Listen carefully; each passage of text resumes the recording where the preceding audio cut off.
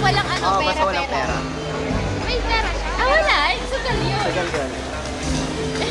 Tapos kahit ano gawin mo, for fun talaga siya, di ba? Pero sugal pa. Ang abnormal ko mo, nung dati, hindi pa ako nakapag-bootcamp ko. Kasi nagsugal kami, tapos nag-free pa ako. Lord, papanulunin mo ko. Saan? Adik. Hindi pa ako ganun sa diploma. Wala, hindi mo nakapag-bootcamp. So, tingin mo, dip ka na ngayon?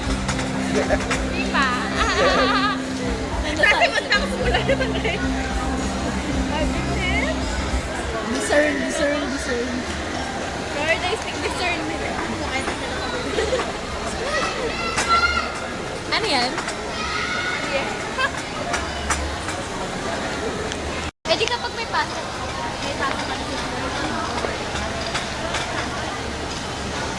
Eh, yun ka!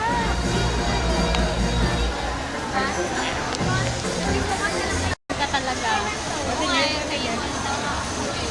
Matindi yun, promise. Matindi siya. Matindi yun? 27. Thursday ng hapon, Thursday ng 12 p.m. Nandun na sa church. Uuwi ng Saturday, 5 p.m. Ay, Kiel, nasa akin na pala yung mga pictures Pagpaalam. nila yan. Sige. Send ko sa'yo. Friday yung live. Yung pera. Eh, saan? Hindi ko pa alam. Hindi ko pa alam. Text nila lang ako. Tanong mo sa inyo kung pwede. Text kita ako. Kasi okay yung place nyo eh. May iba tayong place. Pwede tayong Aircon mo. Di, okay lang naman yung electric fan. Papaw pa na yun eh. Pero meron pang isang bahay.